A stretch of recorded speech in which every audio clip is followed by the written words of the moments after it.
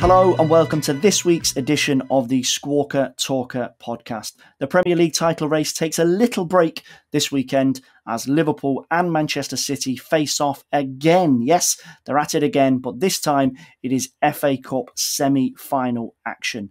The treble/quadruple dream will end in the next 48 hours for one team. But the big question here on the podcast is whom will it be?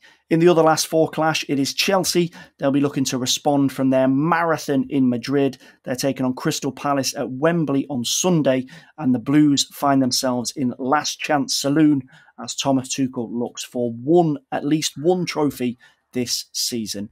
And alongside the FA Cup action, we've also got part one of game week 33 in the Premier League on the horizon. The battle for the top four and the relegation scrap are all on the agenda this weekend.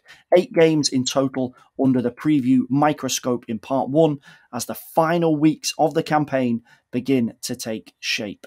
Then in part two of the podcast, we'll be switching our attention to Europe in our Games to Watch segment. No rest for Carlo Ancelottis as La Liga title chasers Real Madrid head off to Sevilla. And in France, it is Le Classique time. PSG are almost there in the Liga title race and they take on arch rivals Marseille. So plenty to come and another busy show as always. My name's Feargal Brennan and joining me, we have Squawka's chief football writer, Mohammed Butt. It's been a wild week in the Champions League.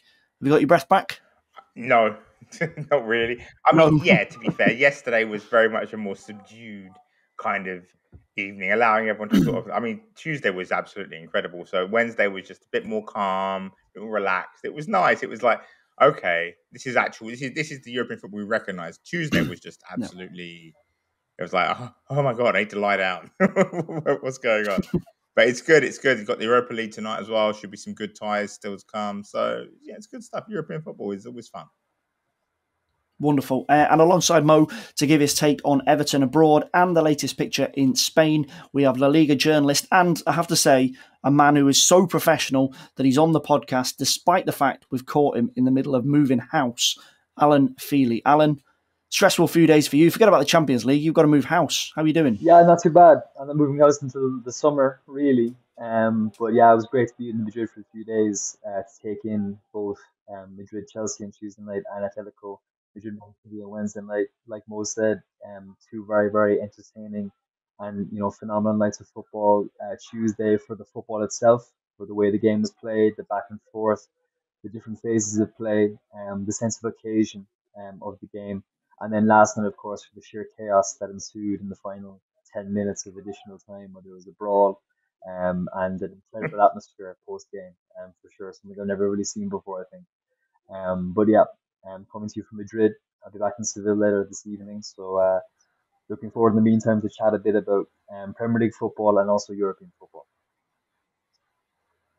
Great stuff. Right. Obviously, we know the picture now on the back of the Champions League. The semi-finals as it stands, Liverpool up against Villarreal and Real Madrid, Manchester City. Manchester City, Atletico Madrid was a cracker last night, but the two big guns in the Premier League are through, which means that the treble dream is still on for Manchester City and the quadruple dream potentially is still on for Liverpool and Jurgen Klopp. So realistically, Mo, there's only one place to start, and that is the FA Cup double this weekend.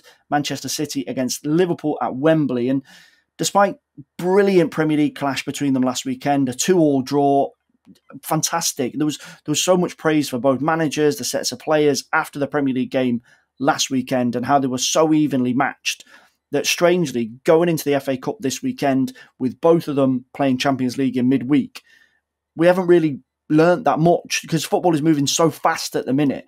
We can't really take a breath, take a second and look forward to this weekend as a separate entity because last weekend has gone by so quickly, the Champions League thrown into the mix, that we're almost learning on the job about how the FA Cup semi will go down this weekend. Yeah, I mean, it feels a lot like, if you remember, literally a decade ago now, you had those 4 Clásicos in like 5 days between Barcelona and Real Madrid when they were played in La Liga, played in the Copa del Rey final, played in the Champions League twice as well. And they were absolutely intense games. Obviously, that was a rivalry that was full of, Jose Mourinho toxicity as well as great sporting respect for each other. This one doesn't have the toxicity, thankfully. It's, as we said last week, it's a friendly rivalry. These guys' competition. This is great. But what I find interesting, or the most interesting factor, I suppose you could really say about this semi-final coming up, is the fact that Liverpool didn't play midweek. I mean, they did, right? Alisson played, Matip played, maybe you could argue, but the vast majority of their team didn't really feature. I mean, Salah came off the bench, so on and so forth. But, Jurgen Klopp rotated heavily against Benfica, really heavily against Benfica. And whereas Man City not only did they have to play their first team again, they had to play Atletico Madrid in what looked like an exhausting game. Again, it wasn't like it was, we mentioned that it wasn't quite as exciting as the Tuesday night. It was a grueling game. Atletico Madrid made City work, unlike in the first leg where City just basically had a training session, at the Etihad. Atletico actually gave City a game. Like, they weren't necessarily brilliant in attack themselves, but they were solid in defense. They were aggressive. City only had one shot on target the whole game. So, it was a difficult night for City. And they came through it. Fair play. Well done. But they came through it. They lost Kevin De Bruyne to a knock. Is it serious? We don't know. They lost Kyle Walker to injury, which looks like it could be fairly serious. And now they've got to play Liverpool. Like, they've come through all that. Now, I know it's funny because sometimes you think the team that's rested more is going to dominate, and then the team that has more momentum and has less fiddling with it, like City, does better. And I think that's definitely going to be maybe a factor here. But the injury to Kyle Walker, I think, is just so important. It's because he's so huge for City in these big games. He plays the way he plays on that right hand side. Allows the entire rest of City's attack to function, right? Because he's the defensive sort of safety valve, right? So then they can push up. João Cancelo plays left, comes in field. Cancelo's now got to play right, which means he'll come in field from the right, which means Nathan Ake is probably going to play left. And Nathan Ake can't play brilliantly when he came on against Atletico Madrid. He was amazing. But now he's going to play left, so that means City's whole defensive build-up structure is now mirrored, which now makes it harder for them to, just consistently push up onto Trent Alexander-Arnold, stop him from getting forward, which is what you need to do against Liverpool, because he'll kill you. And, now they've maybe perhaps left their left side a bit open to the off-the-ball runs of Sadio Mane and Andy Robertson, who are both excellent at that. So Liverpool can now build up on the right-hand side. I wouldn't be surprised for the switch of play. If Trent and Salah and all those guys watch for the switch of play now to Mane and Robertson, I think that's going to be on a lot because Cancelo is not going to stay wide. He's going to come in and do his usual thing, and that's going to be on. And they're going to be going against John Stones as well, maybe Ruben Dias. Do we know if he's ready for a game of this magnitude? And the Klopp in cup games. This is, everything is pointing towards Liverpool for this game. City are still very good. You never want to write them off, but Liverpool look like they've got a big, big advantage here. Well, I'll grab a prediction off you in just a second, but I'm not a doctor, and I don't want to play Dr. Brennan here, but Kyle Walker was able to be swinging digs at Simi Vizalco in the Atletico tunnel after the game, so he seems to be fairly sprightly in that, but we'll have to wait and see whether he's actually fit enough to play in this one. They were just arguing about who was the better right back. It was like, I'm a better right back. No, you're a better right back. No, you're a better. They were telling each other they're great. He's like, no, Simi, you're better than I am. And Simi's like, no, Kyle, you're better than I am. Trust me, Kyle. Respectful digs, my friend. Come on. I think if Man City Liverpool is a friendly rivalry, Man City Atletico Madrid is not a friendly rivalry. Atletico don't have a friendly rivalry with anyone. So they don't know what friends are, mate. No. This is a massive game, Mo, and this is what's opened up this debate. And we chatted about on last week's podcast the nature of this rivalry and what makes it, what breaks it, what ultimately defines it. And games between them this season have been fantastic. 2-2 draws. End-to-end stuff, lots of goals. And the key part about this is the big players, when needed, have stood up. And they're going to need that to be the case again this weekend. It's a big game. You need your big dogs to bark. So this has got me thinking about the ultimate big game player, particularly across these two teams. And in 21-22, their big players have stood up. So Liverpool, unsurprisingly, it's been Mohamed Salah. 7 Premier League goals against the Big Six in the Premier League alone. He's thrown in with 3 assists. Diogo Jota, keeping him honest, he's got 5 Premier League goals against the Premier League Big Six and an assist. And then for City, it's Kevin De Bruyne. 5 Premier League goals against the Big Six. He's only got 1 assist. Cancelo's got 3. So the main guys, De Bruyne for City and Salah for Liverpool, have done it.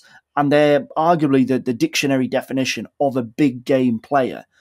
Is that the case? These are the biggest big game players in the Premier League, and particularly De Bruyne against Liverpool this season. He scored in both games. Salah's only got one, but he is pushing to be the Premier League Golden Boot winner. Salah is interesting because he's struggled a lot in these City games. Hasn't had much influence, but he's still penetrated and found a way to influence each game. So goal and an assist at Anfield, an amazing goal at Anfield. Like really, if you haven't seen that goal, go back and watch it. It's absolutely outrageous. His assist to Mane at Anfield was also really good. And then again, his assist at the weekend to Mane again in the first game was really good. So he's found a way to impact the game, even if he's not really been playing well. Jota has just become the goal poacher, right? We all wondered what would the addition of Thiago to Liverpool's midfield do to Liverpool? And what it's done is it's allowed them to drop Firmino and replace him with a goal scorer. Before, you had to play Firmino if you were Liverpool because your midfield was three workers and you needed a ball player, a playmaker, right? So Firmino was that guy. But he didn't score very many goals, and that was always a source of frustration. Fans mocked him and stuff, but he was essential for the team. But Thiago's arrival has allowed them to drop him and bring in Jota, who is just an absolute He's Jamie Vardy. He's the Portuguese Jamie Vardy. He's short, he's fast, he's a gunman. He just lives for the big moment. You think, he's not going to do anything, and then suddenly he's come out of nowhere and he's already banged in 2 goals. And you're like, wait, what? How did that happen? He's ridiculous. He's such a player. You look at him and you think, this player should not work against the best teams, right? He's not got any attribute that is just genuinely outstanding, except maybe his heading. But what he has more than anyone else is the same thing, again, Vardy has. He's got instinct. He's got instinct and determination. And it sounds stupid because obviously those are intangible aspects, but you can just see it in a player, and Jota has it. When the ball is when a playmaker has the ball, he's making moves into a dangerous position. He's going to find some space. And if you get him the ball, he has enough technique and skill to move it and shoot quickly. He's lethal. He's absolutely brilliant. And he fits Jurgen Klopp's system like a glove, which is why he's shot up and done so well lately. Luis Diaz is another kind of player. He's not quite a killer. He's more of a playmaker. But you can see Liverpool just are a very well-run club. And they've scouted very well. I would shout out Phil Foden. He's not been, and Gabriel Jesus, those 2 guys, not been used as much as big Kevin De Bruyne, who, by the way, if you haven't seen his TikTok from the first Man City Liverpool game, it's just adorable. It's a day in the life, and it's just like he's just like some regular guy going to his regular job with his family and then coming home to his family and getting a Happy Meal on the way home. It's honestly, if you have kids, it's very relatable. It's very nice. Shout out Phil Foden and shout out Gabriel Jesus. Gabriel Jesus, we saw last week, he started and everyone was like, huh? And he started because he can A, defend well, track back and press, and B, he makes lethal off-the-ball runs, and he was constantly causing problems to Liverpool. And actually, frankly, City could have used him against Atletico Madrid. I thought, why hasn't he come on? He's probably not come on because he's being safe for the semi-final. I would suspect if anyone was being safe for the semi-final, it was him. Phil Foden, we all saw it. We've seen it loads of times. He's just an absolute colossus, right, with the ball. First leg against Atletico Madrid, shows up, turns the game on his head. Second against Liverpool, he's a bit more subdued, but he still plays well, keeps Trent honest to a degree. Last night, like absolute warrior display. Like, and I don't want to lionize playing through head injuries because that's not really a good thing. If you have a head injury, go off the pitch. But took a big bang early from Felipe. Took a kicking most night. I mean, I don't think he was targeted in the way that BT Sport seemed to think he was. It wasn't like last week when they actually did go after Grealish for some reason. It was just he was City's best dribbler, so they naturally tackled him more than they tackled other people. It's like, calm down. This isn't flipping, I don't know. It's not as aggressive as the BT sort of made it sound. But anyway, they did go for Foden. They tried to tackle him. He kept on going. The whole brawl at the end was sparked because he ran 30 yards with the ball and beat 2 men. Raheem Sterling was jogging through the middle of the pitch. I was just like, I'm having a good time. No, didn't show for the ball. Didn't offer. That whole thing could have been avoided, by the way. If Sterling had just made a run to the right, Foden could have passed it to him, and the whole thing would have never happened. But Sterling was just jogging through the middle of the park, so Foden had to push to the left. Got tackled by Felipe. Really bad tackle, by the way. Really bad follow through. Good tackle, bad follow through. And then, the whole brawl spot. So Foden, I think, is a player of immense courage and quality. Was amazing at Anfield in the game against him. Didn't really wasn't too dominant in the Etihad. I think Guardiola will start him left wing now, especially because Ake's going to play left back. So he's not going to get any thrust from his left back. I think Foden starts left wing, not false 9 this time. Left wing. And I think he's going to absolutely shine. So, second week in a running, Mo, I'm going to ask you for the same question, for the same prediction. Manchester City against Liverpool. Who is going through to the final? Liverpool. I know everything I just said indicates City, but Liverpool. It's a cup game. That's the first thing. Liverpool love cup games, right? Liverpool love cup games. City are coming off 3 hellaciously tough games. Liverpool are coming off 1 hellaciously tough game in the last 2 weeks. It's not going to tell at first. City will dominate the game like they dominate every game between them. City will have the ball. They'll pass. They'll kill Liverpool to a degree. But in the end, the absence of Kyle Walker, I think, is going to have an effect. And more to the fact is City will just get very tired later in the game. Liverpool will still be fresh. And I think City will take the lead. I do think they'll take the lead. Liverpool will equalise, probably Diogo Jota, Mr. Portuguese Jamie Vardy, João Vardy, I guess you can call him. And then I think Liverpool will win it late on. Probably Salah, maybe Mane, I don't know. But Liverpool will win it late on. Maybe even Firmino come off the bench. Liverpool will win it late. Klopp will go, do his little angry fist pump thing that he does. And then and Liverpool go through to the final. And then they'll I think Liverpool do a cup treble this year, to be perfectly honest. I think City might take the league, but Liverpool do a cup treble. I think Liverpool going to win 2-1. Right, we're going to flick across to the other semi-final because you'd be forgiven for thinking, Alan, that there's only one show in town in Wembley this weekend, but there's not. Chelsea against Crystal Palace is the other last 4 showdown. And despite their improvements this season for Crystal Palace and the great job that Patrick Vieira has done, moving the big game player conversation over to this semi-final, Wilf Zaha has again been their big game player. Conor Gallagher's been fantastic, but won't be available this weekend due to the terms of his loan agreement. And Zaha, against the Big Six in the Premier League, 3 goals and an assist, obviously one of them coming from the penalty spot. But generally speaking, for all the positivity around Crystal Palace this season, when they've needed a big goal or a big performance or an assist against one of the main players in the Premier League or in cup competitions against one of the big hitters, he has stepped up. And Vieira's going to need to change. We know he hasn't made big swaps this season. He's going to need to find a way to lessen the impact of no Gallagher and make sure that Wilf Zaha, when he gets his opportunity, can take it and can hurt Chelsea. Yeah, I think that Wilf Zaha is undoubtedly Crystal Palace's talisman, for sure. I mean, given his connection with the club as well as his on-field importance and his acceptance, it seems from the outside at least, that he's not angling for a big move anymore. He's content where he is and he's looking to do his best for the club. But I think he is kind of as least important as he has been throughout his Crystal Palace career. And that's not a slight against him. That's more of kind of a hat tip to what Patrick Vieira has done with the club and the way he's constructed a cohesive team that's beginning to make real progress and playing some very, very good football. But yeah, I think that this game the weekend is going to be very, very interesting for both clubs. Chelsea obviously coming off the back of a very long 120 minutes against Real Madrid at the Santiago Bernabeu, and losing in quite a unjust fashion for the way they played, if not for the way the game was decided, because I think Madrid were deserved victors in the way they won the game. But there's a lot in the line. I think Palace are a good club, a good example of a team who have the season elevated and the context of the season changed based on the basis of their cup run. I think that they're the kind of mid-table club who are playing progressive football under a progressive coach with an exciting future, some very exciting young players as well, whose season is elevated by the fact that they're going into a cup and going into Wembley. So yeah, it's a very, very intriguing game for sure. I would expect Chelsea to win, and just on the basis of the quality of their play, the way they've responded to the takeover uncertainty, the behind the scenes, rumors, all that kind of thing. I think that they are still a superior football team, and I think that the FA Cup is their last shot at the title this season. So I think they'll be gunning for that one, and they're looking to respond with strength to the way they lost at the Bernabeu on Tuesday evening. But yeah, Palace pose a serious threat. Wilfred Zaha will also be keen to get his hands in silverware as a Palace player, I'm sure.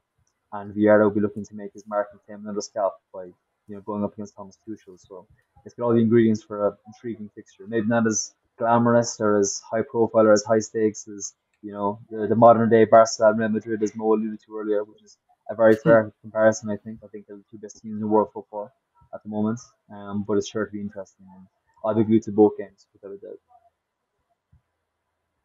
I just want to ask about Chelsea before we move on, Alan, because the big game player conversation for them, strangely, is not focused around an attacking player. It's actually Thiago Silva who's got the best numbers in attack against the Big Six so far this season. He's got 2 goals against the Premier League Big Six side. You throw in Antonio Rudiger into that mix and how important he's been, and harking back almost 12 months, it was N'Golo Kante who was the main man, both legs against Real Madrid, and then obviously winning the Champions League final against Manchester City. Timo Werner, Romelu Lukaku, 7 goals in all competitions each so far this season. Does the fact that Silva, Rudiger, Kante to an extent still stand up as their big game players, does that show in absolute crystal fashion the attacking shortcomings that Chelsea have had this season? It does. I think that Kai Havertz could become that player with time. I think he's a really exciting prospect, and I think he's developing well.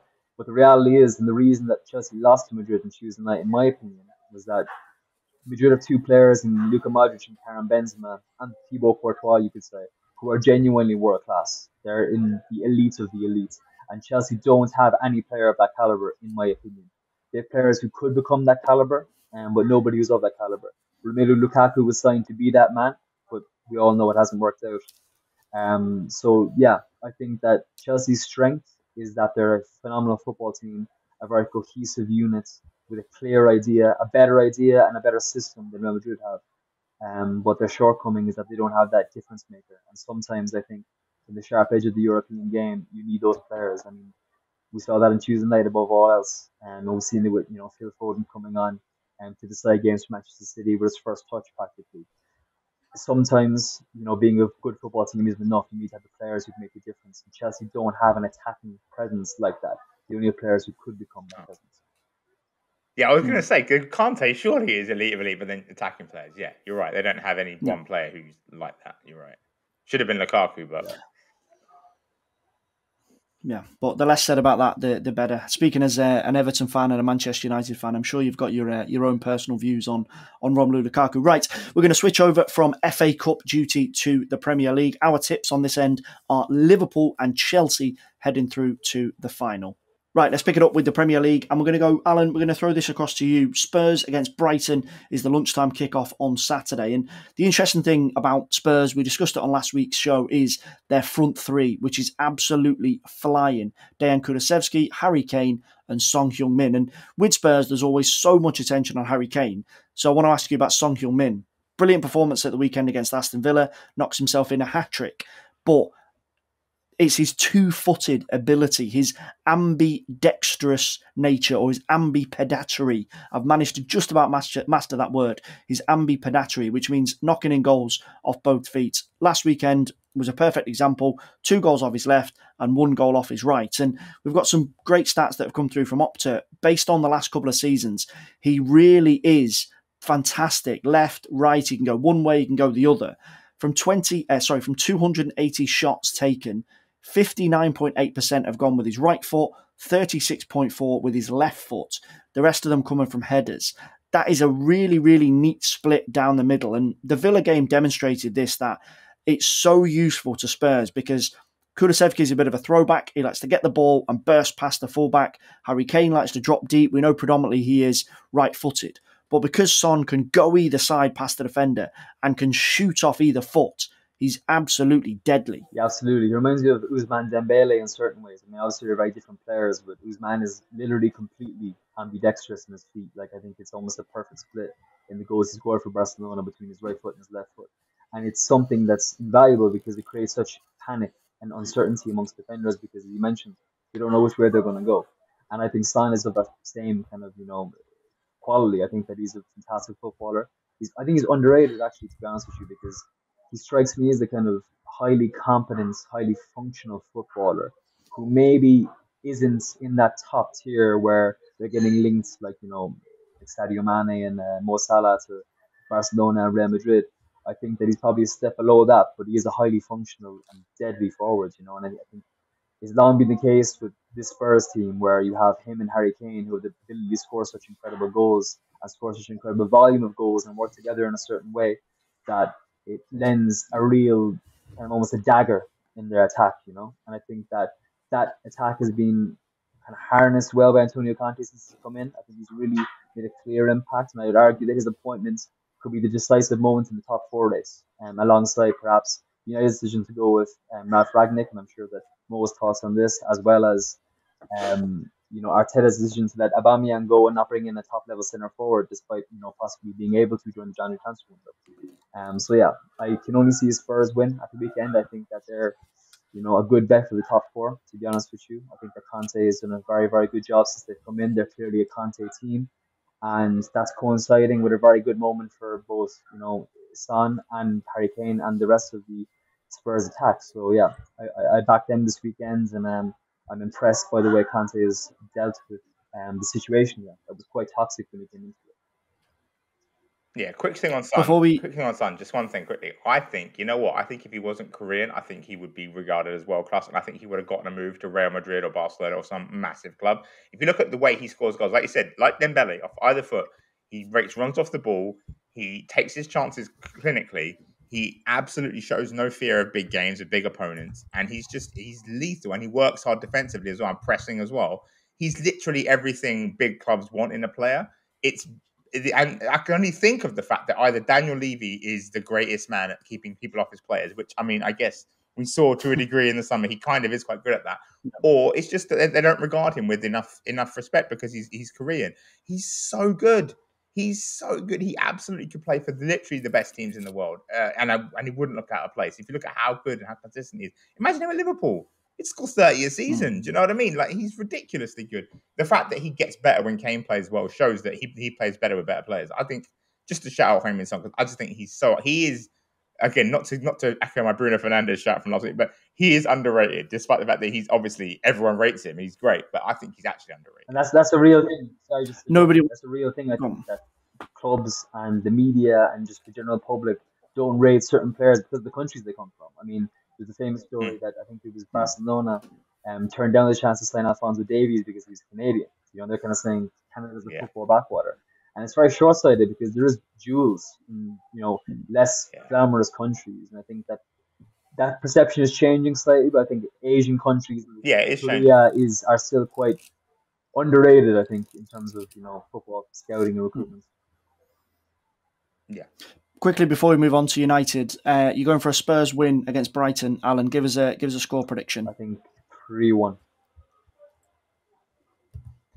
3-1 to Spurs. Okay, right. We're going to move on to Mo, your favourite subject, Manchester United at home to Norwich. Rock bottom Norwich. One win in their last 7 in all competitions for Ralph Rangnick's side. They're the most out of form team in the top 10, but against bottom of the league, surely even United can't get this wrong. Look, you know what? We said this last week. We said, look, if there's one team United can beat, it's Everton. Everton are in just hysterically bad form. No one's playing well. They don't have Yerry Mina. The defence is rubbish. And look, Everton should have won by more than one goal. They should have beaten. United are desperately, awfully, hideously bad. And not in the sense of any way that we usually define bad, in the sense that, the players aren't good enough, the manager by himself is probably good enough. The players by themselves are it's a good squad. It's not a terrible squad. It's just the atmosphere and the mood of the club right now is so down. And this is the thing, and it's quite clear, the idea of bringing Rangnick in on a temporary basis for him to then become director of football essentially was a really good idea. But it was obviously the players. That's why the initial results, I think, under Rangnick improved. But I think it's become clearer as the months have gone by. The club is not going to take Rangnick on after the summer. So the players think, well, what the hell do I have to try for? Right? I mean, that's embarrassing, frankly, that the players can't be self-motivated enough to try and get the top 4 because, honestly, Arsenal have stumbled enough that they could have gotten top 4. United win a couple of games, win 2-3 games. They could beat Everton, beat Leicester. They could have got top 4. It's there now. It's there. It wasn't there before. Arsenal, though, have stumbled. Right? So it was there. It's there to be fought for. Chelsea are stumbling. Maybe even top. Maybe Spurs get third, and maybe top. I could still get top 4. But the club has got such a toxic atmosphere around it right now. There's just nothing going for it. And look, they should beat Norwich. They should have enough to beat Norwich. But maybe they honestly, they might not. Norwich are fighting for their lives. I mean, they're not going to survive. They're very unlikely to survive, but they're fighting for something. United are just sort of limping to the end of the season. Cristiano's case, literally limping, from getting studded in the leg, but then also still having the energy to smack a child and smack a phone out of his hand. That's really good way to use your aggression there, not on the pitch and helping United score goals and stuff. Assaulting children. He's just United are a mess. They've been a mess since they signed Cristiano Ronaldo. Basically, it's been dysfunction City since then. Not the 2+2 = 4, but I mean, when you put 2 and 2 next to each other, it kind of does add up to 4, doesn't it, guys? So, Yeah. Yeah, if the club is a mess, I'll say United will win this game just because Norwich are really quite bad. But they might not. Honestly, they could lose this game. Actually, no, you know what? Yeah, 2-1 Norwich. Let's just say it. United are awful right now. I just can't understand the way they, Wow. you know, I understand the logic behind the pointing Ragnick, and like Mo was right, it made sense at the time, and everyone was saying, "Oh, it's a smart move," but like the way it's panned out, like I just don't see how he can have any authority in terms of leading the sporting direction of the club, given how poor his reign has been, and like no matter who comes in the summer, He's not going to be. I mean, can't see it happening. No. We're going to flick across to Arsenal, Alan. I'm going to go back to you. We discussed them at length with Kaya last week and the issues over injuries with Kieran Tierney and Thomas Partey and basically how Arsenal need to react. And we find ourselves in the same situation this weekend in that Arsenal need to react. Defeat to Brighton last weekend means that it's the third time this season that Mikel Arteta's team have lost back-to-back Premier League games. And the questions about Arsenal, Aubameyang leaving in January, the mentality within the squad, the grit within the squad are resurfacing. Tottenham are on form. They're going to push Arsenal all the way. I know Mo's tipping United to lose to Norwich, but they are still in the picture.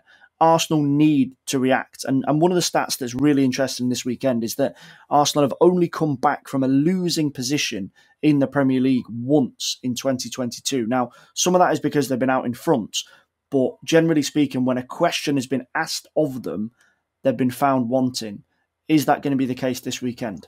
To use a Spanish term in English, I would just say they lack goal. I think that Arsenal don't have the capacity to score multiple times, and they haven't done it much this season. And I think that is a serious handicap, because the reality is that when you're winning games 1-0, that's all fine and well.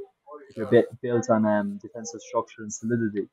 But I think that if you want to really push on, you need to be scoring multiple goals. And I think that the lack of a top class striker, as I mentioned earlier, has really handicapped their ability to push for the top four and blown what frankly was a glorious opportunity for Arteta to really accelerate Arsenal's development and Arsenal's progress. And by leaving Aubameyang to leave and not bringing in a replacement, I think it was an error on his part. And I think that, I saw a clip recently from a Jose Mourinho documentary coming up soon. And I'm not saying Jose is the holy priest of man management, but he said that if you can't manage the top players, then you shouldn't be a manager, especially at the elite level. I think there's a grain of truth to that. I admire what Arteta is doing in terms of the discipline he's brought to the club, the way he's building a project in his own image, but I think that there comes a time where you need to be able to manage difficult characters and get the best out of them. We've seen Aubameyang since he came to Barca, the way he's performing, the goals he's scoring, and even his numbers at Arsenal this season weren't that bad. And while that situation maybe had run its course, I just think that Arteta could have done more to get the best out of him, because he isn't a noseball type of situation. He is, still a top class footballer, capable of performing at the highest level as he's proving at Camp Nou right now. But yeah, that's what I think. To answer your question in a roundabout way, I think that Arsenal are too reliant on goals from midfield, too reliant on winning games 1-0 and keeping clean sheets. And that foundation is a sound one in certain ways, but it's also quite weak, because the reality is that if you can't score multiple times, you can't respond to negative situations in the way that the bigger clubs can. So yeah, that's me taking that. If I was to make a prediction for this game, I still think Arsenal will win. I think that they'll pull out a 1-0 victory. But I don't know. I think that I think they're going to bounce back this weekend, but I don't think they're going to have what it takes to push Spurs and get into the top four from the end of the season. There'll be Arsenal fans of a certain vintage that will be screaming at Alan saying that 1-0 to the Arsenal is a bad thing. Right, we're going to move on and cruise through the final few games of the weekend. Mo, Watford against Brentford. Christian Eriksen has made the perfect impact for Thomas Frank since he joined the club. They've won every game that he started in the Premier League. Ivan Toney's back amongst the goals, and there's calls for him to go and play for England. Brian Mbeumo has been fantastic as a foil up top alongside Toney. They're probably, sorry Brentford fans, I'm not going to say definitely, but they're probably okay, whereas Watford are probably going to go. How is this going down this weekend? Well, you say probably, according to Opta's predictions, right? Opta's predictions, Brentford, are 0.09% likely to get relegated, which means they are safe. Watford, meanwhile, are 94.96 likely to get relegated. There's a 94.9% chance that they're going to get relegated. So, yeah, Watford are done. They were done before the latest managerial changes. There's nothing anyone could do to save them. They were already in a death spiral, as it were. They've lost four of the last 5 games. They're not going to win this game. Brentford are playing well. Christian Eriksen will keep up his winning record. He scored 3 goals in his last 4 games, to be honest. So and obviously that includes 2 for Denmark, but still, I think Brentford will win this game. I mean, 2-1, let's say, maybe even 3-1. Tony will probably score. Eriksen might score again, to be honest. Brentford are just a good team, and Watford are not. Sorry, I like Watford. Who doesn't like Roy Hodgson? He's great fun. You see that pass he played in training? That was beautiful. Ridiculous. But Ridiculous. it's they're down. Sorry. Okay, right, we're going to flick across to Sunday's games. Alan, West Ham against Burnley. Ordinarily, in a situation, Everton fans would have no interest in this, but they've got a big interest in what's going on at the London Stadium this weekend. Burnley are aiming to pull Leeds and Everton back and keep them in the relegation mix. It's been an interesting couple of weeks. Sean Dyche has definitely upset a few Everton fans with his comments, but as it stands, they need a reaction. Leeds and Everton are in the stronger position to stay up. Burnley need a result away in the capital this weekend. Can they get it? No, I don't think so, to be honest with you. I think Burnley are going down. I think Sean Dyche, I like Sean Dyche. I think he's a very good coach in his own way. And he's a very competent football manager. He knows how to build a strong football team with limited resources. But I think his comments after that Everton game is ridiculous. I mean, like, what a lack of professional courtesy towards your fellow colleague. What he said about Frank Lampard's team. I mean, to say that this lot don't know how to win away from home publicly after a match in which you won, which was a great night for your club, probably the best night of their season. I just don't get it. It's rubbing salt in the wounds. And I know Frank Lampard was personally pretty upset with that. I made a word after the game, from what I hear over the phone. So yeah, I think that it's their time to go down. To be honest, I don't think that they have it in them this season to pull out kind of a great escape. And after his comments from an Everton perspective, I wouldn't be too sad to see him go down either. To be honest with you.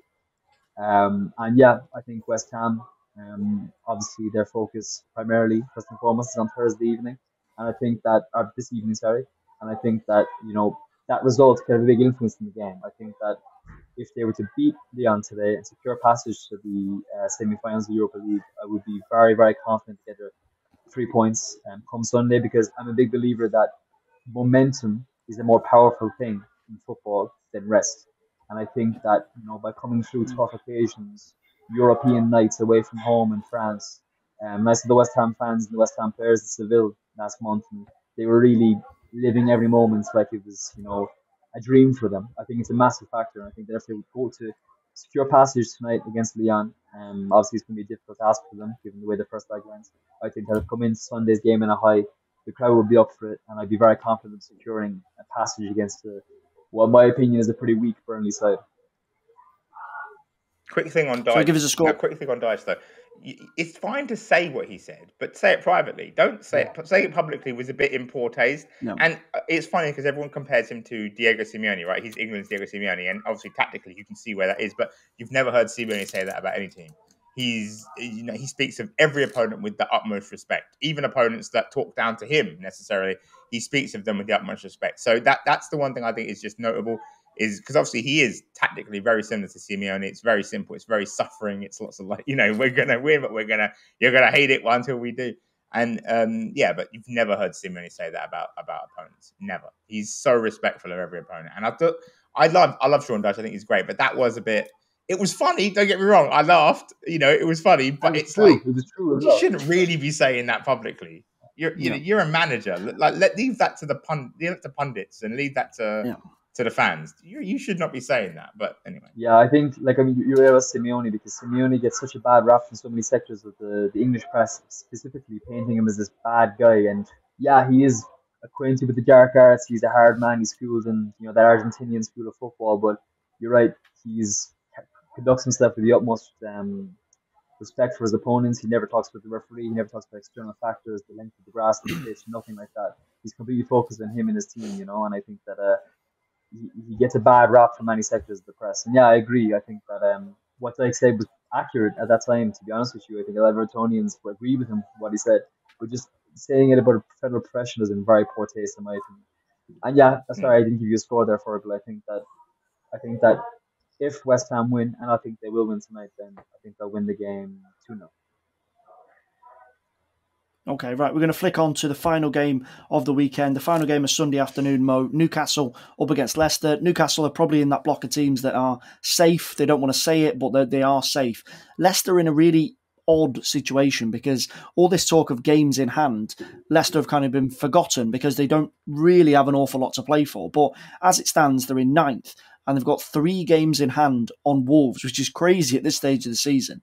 They've got 9 points to make up on them, but if they can get 2-3 wins out of those games, they're back in the European conversation. Obviously, they're in Europa Conference League action tonight. Can they drag something out of this? There's so much still at play for them because they've got all these backlog games. But if they start with a positive result this weekend against Newcastle, can they turn this around?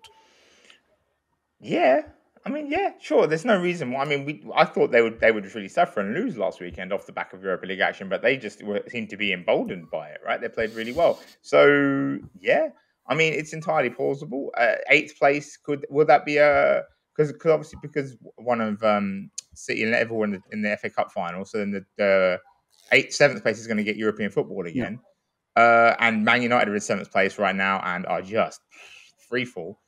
Yeah, Leicester are right now. They've got 2 games in hand on Man United, and they are 11 points back, right? But then United are going to lose this weekend, so I think Leicester could catch United. Leicester could be back in the Conference League next year, and then they could win the Conference League this year and get to the Europa League. But I mean, yeah, I think Leicester will win. I think it will be tight. I think Newcastle are improved, but I think now that they are safe, I think that some of that pressure will come off, and I think Leicester will beat PSV. And I think they'll ride that high into the weekend. Rodgers' team are a very momentum-y sort of team. Like when they're playing well, they play really well. And you're like, oh, wow, these could be really good. And then, when it all goes off the boil, it all kind of goes off the boil and then they just look rubbish. But they're playing well right now. They've got some guys back. That's really important for Farner especially. So, yeah, I think they'll still win this. I think 2-1. I think, Newcastle are safe now. Eddie Howe's done the first stage of his job. The next stage of his job is going to be the interesting one, like Alan said about Arteta. Can you manage egos? Well, I mean, Newcastle are going to sign some players this summer. They're staying in the Premier League. They're going to sign some players this summer. Let's keep an eye on Newcastle. So let's see if Eddie Howe can manage egos next year. I think, phase 1 is complete. They stayed up. They're fine. So let's see what happens. I think the foot will come off the gas for them to a degree. And I think Leicester will win this 2-1. With the FA Cup and Premier League action in the can, we are turning our attention to the games to watch this weekend. The 2 massive clashes that you simply cannot miss over the weekend. So we're going to start in Spain. And naturally, Alan, you're tied physically, literally, between these 2 cities at the moment. Sevilla against Real Madrid. Real Madrid through to the Champions League semi-finals in midweek. But there's a big test for them in domestic action this weekend. Sevilla, unfortunately, have suffered their traditional New Year dip. Real Madrid have pounced and powered on. Barcelona are getting back on track. Atletico Madrid are still in the race to get themselves a Champions League spot. But so much coverage in the UK surrounding Real Madrid is that the Liga title race is wrapped up. It's done and dusted. It just needs a couple of boxes ticked, and then Carlo Ancelotti can focus on that Champions League semi-final. But that's not actually the case, and that's why this is such a crucial game this weekend, because Sevilla are not dead and buried in the title race, and they're definitely right in the running for a top 4 position. And it's going to be a slog for Real Madrid between now and the end of the season. They're not going to stroll it and just focus on Europe. It's going to be a battle from here until the last ball getting kicked. Yeah, absolutely. I mean, obviously Sevilla have dipped off in the new year, but it's been a funny kind of dip off because they haven't been losing games really, aside from in the Copa del Rey and the Europa League. But it's more a failure for them to win games, and a big reason for that, in my opinion, is the absence of Papu Gomez. He's back now. He came back last Friday against Granada. They won 4-2, and he's imperative because he's the kind of line-breaking attacking midfielder who is invaluable in the top level game, but especially the Julian Lopetegui team, because so much of what they do is based upon defensive solidity and being difficult to beat.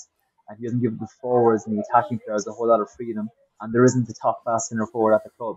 I mean, they hoped Anthony Martial will be that, and he isn't that, unfortunately. He's not being that at all. So Papu is essential for them because he's the one player who can, create something out of nothing. So for that reason, I think, given the kind of renewed impetus Sevilla have this season, they've shaken off the disappointments in Europe and the Copa del Rey, and they've refocused on finishing in the top four. I do think the title is beyond them. I think if anyone's going to pick Madrid to the title, and it's unlikely, it's Barcelona. They're the informed team in Europe, according to the statistics. Of course, they had a couple of rough performances recently, but I think that Xavi is doing something very, very special there. The players there and the reports coming out of Catalonia in recent weeks have said that Xavi and Joan Laporta are telling the players we can win La Liga. So to go with that in mind, basically, they're going to give it everything. It's a free hit for them, basically. From Madrid's perspective, yeah, I think it's a tough game coming off the high of the midweek victory over Chelsea, trying to refocus, going down to Andalusia. I'll be at the game myself in the Sanchez Pizjuan. I'm going to Sevilla in an hour or so. And it's going to be absolutely hopping. It's a night game in Sevilla. They hate Madrid with a passion. Some Sevillistas claim they hate Madrid more than Betis because because Madrid are more relative to them. More relatable to them. No, more. What's the word I'm looking for? More. I can't think of the word. They're more significant for them in many ways than Betis because Betis are kind of always down there. This season's a bit different. Betis are pushing for a top four place too, but historically, it's Madrid is their rival who they really want to beat. Especially when they come to Sevilla. Of course, no Sergio Ramos this season, so lacked that bit of edge, but it's still going to be a fantastic atmosphere. It's going to be a very, very tough game for sure. Sevilla, just a quick shout. Sevilla didn't win any of the 4 games Papu Gomez missed with injury. They drew 3, lost 1. Yeah. Like they didn't get it, and he's come back now, and that's going to be huge for them because, like you said, he came back and they won 4-2 like straight away, and he got a goal. So you can see the difference he makes. That's the thing with Lopetegui. Lopetegui's teams are really, really good defensively, really solid defensive structure. Their problem is they just draw too many games. Like you said, they don't even lose that many. They've only lost 1, 2, 3 games all season, right? Real Madrid, Barcelona. Yeah, but they just draw games because they don't have. It's like you said at Arsenal, they don't have a goal scorer. They don't have that elite goal getting talent. Like you said, they thought it would be Martial. Martial hasn't really worked out in that same way. En-Nesyri had his moments. Rafa Mir has his moments, but there's not really a guy up there. Not like and it's Lopetegui's big weakness is that he needs that self-sufficient kind of striker. Like if they had Luis Suarez from 5 years ago, right, they'd win La Liga, or they'd definitely be contending for La Liga, right? But they struggle without that. But Papu Gomez is huge.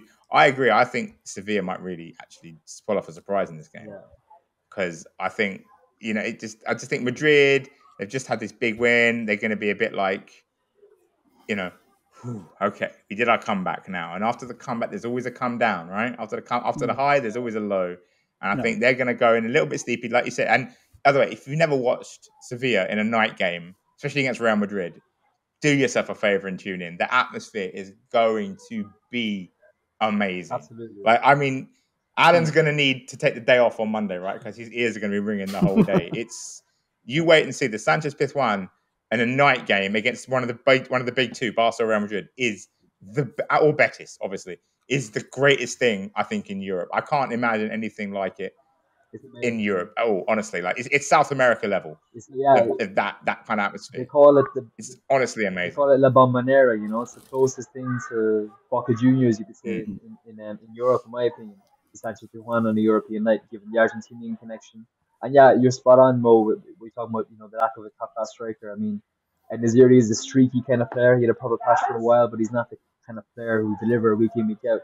I mean, obviously, Luisito Suarez would be a phenomenal asset if you could have him 5 years ago. But even Wissam Ben Yedder, who's carrying it up in France again this season, who left Sevilla, who's still very much a Sevillista. If you put him in this team, they would be 100% challenging Madrid in a more serious fashion for the title this season. And Papu is imperative. He's absolutely vital. This season he's been very, very good. In an understated fashion, I would say. He's not really got the credit I think he deserves. Last season he came in January, took time to assimilate to the team. But he's the creative presence that they've lacked since Ever Banega left in the summer of 2020. Because as you mentioned, in Lopetegui teams, you need that line breaker. Ever Banega was that in the past. Papu Gomez is that now, maybe to a lesser degree, but still very much significant. Yeah, no, I mean, and he's the kind. He is to them what Pedri is for Barcelona. Sorry, I had to get Pedri in there, guys. You know how it works on the podcast. He has to be mentioned every week. And of course, Pedri did score the winner against Sevilla, so it's a relevant fact as well. Pedri every week, baby. Alan, just quickly before we move on to PSG and Marseille and Le Classique in Liga, and I just want to ask about Real Madrid. Obviously, dating the diary now for the Champions League semi-final against Manchester City. How does Ancelotti play this between now and the end of the season? Barcelona, as you mentioned, are in fantastic form. They will push Real Madrid. They probably just don't have enough time. They're going to run out of road. But Carlo Ancelotti needs to get this right. You're dead spot on earlier on. We talked about momentum, but he does have an experience. I don't want to say an aging squad. He does have an experienced squad. He needs to manage their minutes and manage their game time and their game intensity. 4 or 5 wins is probably enough to make sure that the La Liga title is completely signed off. But he will want the Champions League because ultimately his job, despite the fact that Real Madrid are probably going to be Spanish champions, his job could be defined on whether or not they win the Champions League. Yeah, because at Madrid, it's not just winning; it's how you win, and not in the Barcelona sense, but it's in not in the way you approach a game on the football pitch. It's the way you win. If that makes sense, it's kind of a convoluted concept, but it's basically like to win convincingly and confidently. And if Madrid stagger across the finish line in La Liga, and win the league, but do it kind of at the end, and Barca are picking momentum, and as you said, if there was more road, Barca would have caught them, and they don't win the Champions League, then I would say that mightn't be enough for Carlo to continue next season. That's just the reality of life at Real Madrid. Whereas if they were to win it convincingly, I think that he'll have a much better chance of securing his position next year, even if they don't win the Champions League.